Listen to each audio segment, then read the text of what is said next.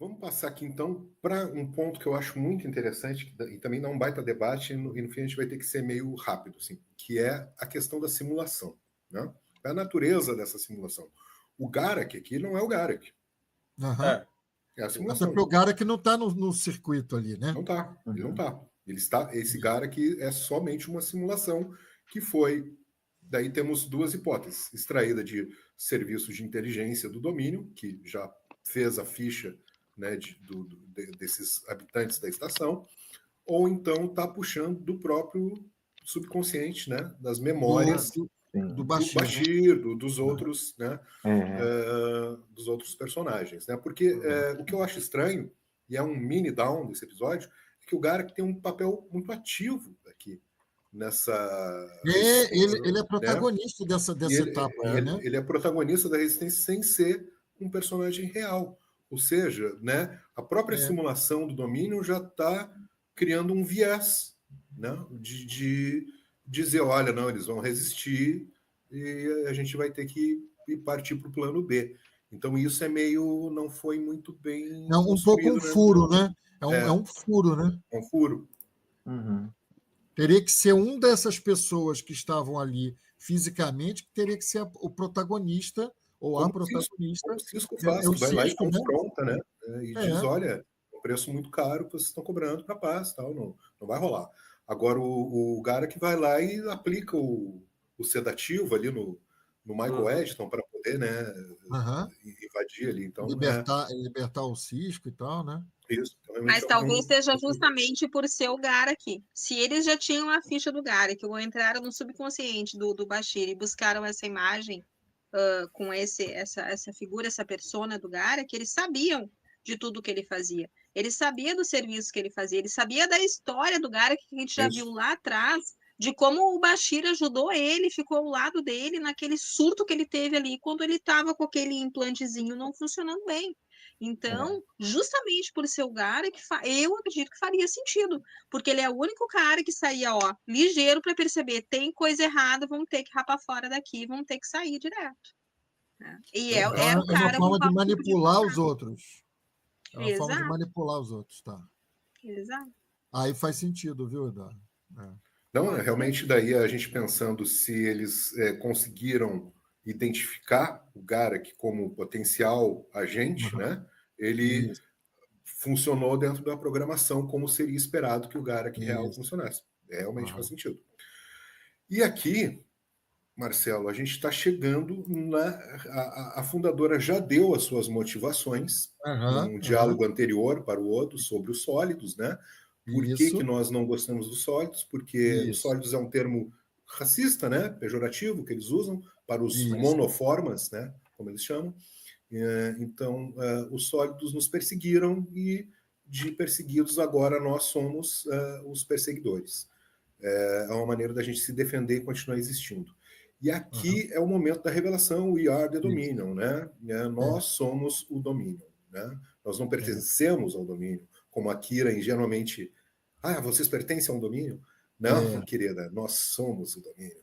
E aí é o grande choque, né, para o outro, que estava ali, né, assim, embevecido, decidido já a ficar, né? Encontrei minha família, e o cara vem essa verdade aí.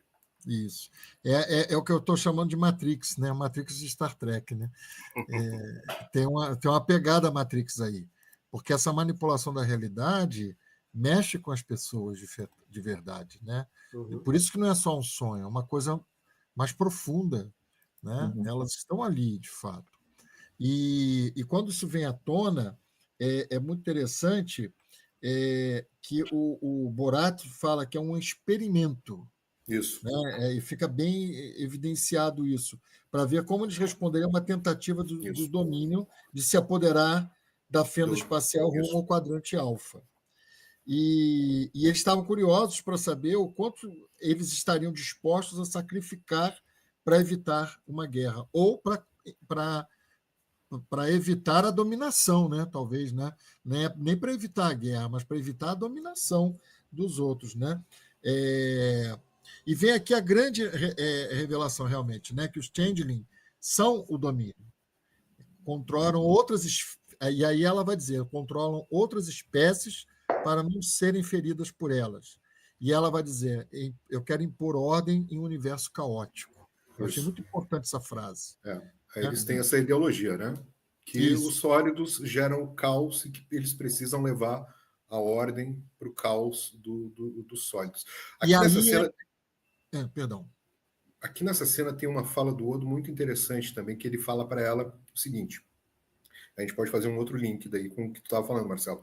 Ele diz para ela assim, não vai ser tão simples como tu imagina.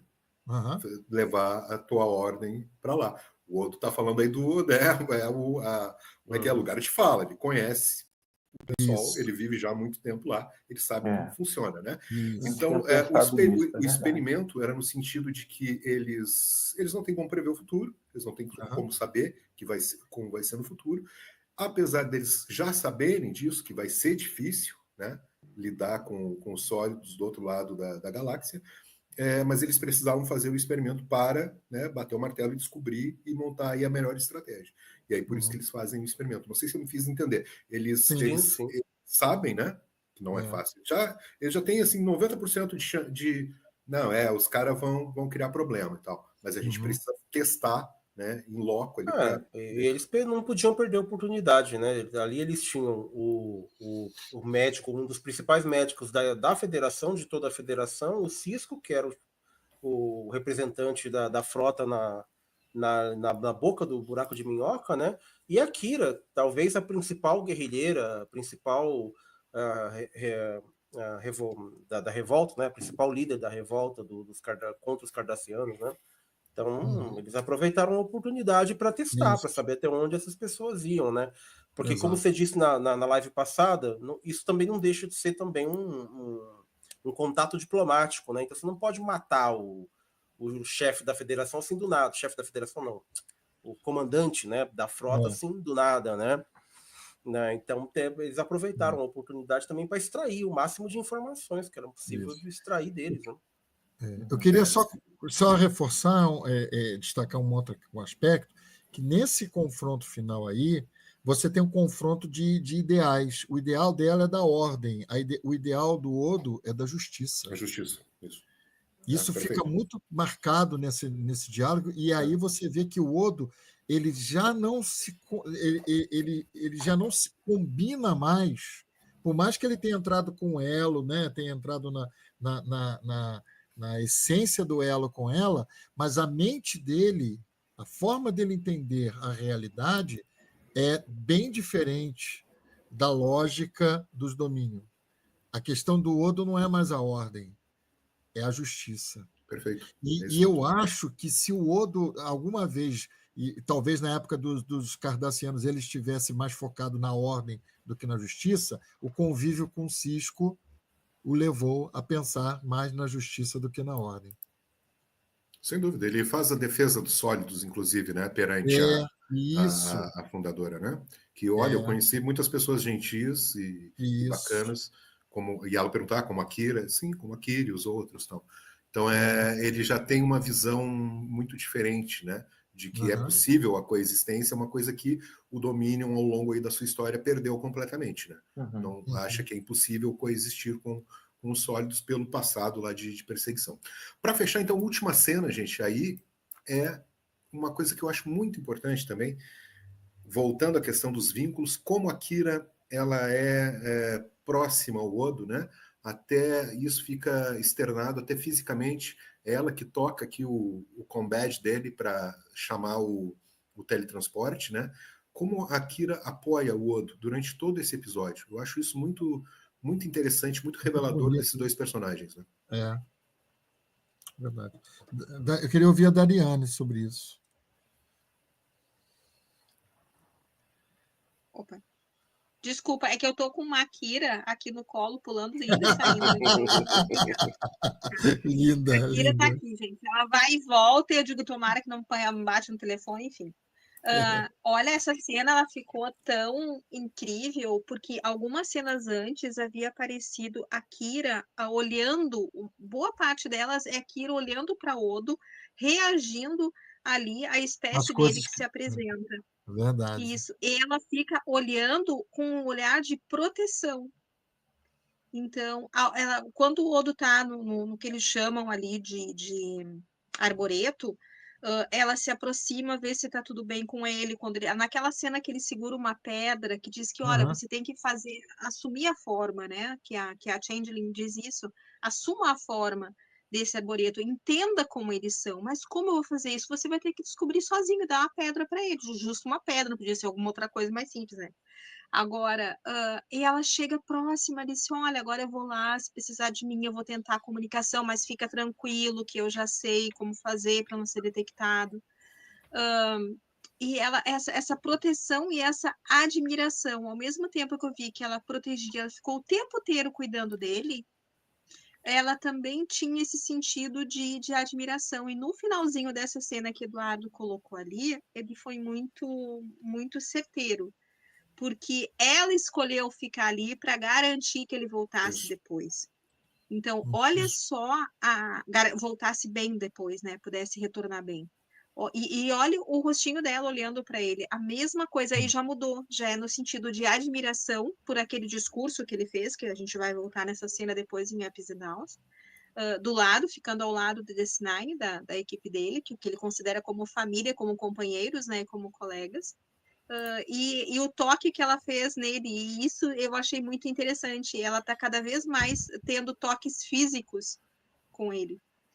Ele já é uma pessoa, não é aquela coisa fluida, não é aquele Odo distante, não é aquele do segurança, né, da É o estação. xerife, né? Ele é aquela pessoa próxima ali. Então ela passa de proteção, de cuidado para admiração, e já está num patamar não distante, ele já está num patamar de igual para ela. Eu acho isso muito legal, E muito como ela se bacana. sente próxima e conectada a ele, ela é leal a ele, que ela e amiga dele, né? Tem um profundo afeto, respeito por ele. Ela sabe como é importante esse momento, porque ela o conhece, ela sabe que ele quis isso a vida inteira, desde que ela o conhece, ela sabe que ele buscava a sua família, a sua origem, né? E aqui nesse momento é onde está acontecendo isso, por isso que ela fica embevecida até, né? Observando ele, como tu destacou muito bem, Dai. E até tem um certo momento que ele começa a fazer muitas Lembra perguntas do e ela diz, campo? calma, Odo, Lembra não é uma investigação policial, aproveita o Ah, momento. isso. Tal. Lembra uma situação de um campo que havia aquele contrabando de chá que o Quark dava um pouquinho a mais e distribuía para todo mundo ali. Aquele episódio no ar que teve, e que aparece uma cena da Kira e o Odo chega para fazer investigação no campo de concentração que eles estavam lá, nos trabalhos forçados dos Cardassianos, na fase dos Cardassianos dominando ainda Bajor. E que o Odo, de uma certa maneira, ele a protege. Vocês lembram daquele episódiozinho ali? Eu lembrei muito disso agora, que a situação se inverteu. Agora foi a vez dela cuidar dele ali naquele ambiente todo. Eu achei genial, assim. Muito bem. Então é isso, gente. John, quer comentar essa cena rapidamente para a gente passar para a próxima etapa? Eu queria comentar rapidamente aquele ponto que tu falou da Kira falar, calma, Odo, calma, é o teu povo, é a primeira vez que tu tá vendo eles, é a empatia dela, a empatia que, sinceramente, ela não tinha tanto no início, ela era muito sisuda, ela era muito, né, calejada, né, até por causa da guerra de Bajor ali e tal, né, dos campos de concentração, mas a empatia que a personagem vai conquistando e conseguindo transmitir a cada episódio que passa. Eu acho que essa cena, ela pegando na mão do Odo e olhando fixadamente para os olhos dele, mostra assim o quão grande é o coração e o quão grande é essa personagem. Né? Fiquei até emocionado, porque eu amo demais essa personagem e tu fez uma definição muito muito importante do coração dela, né? É o coração, né? Como ela é uma pessoa incrível.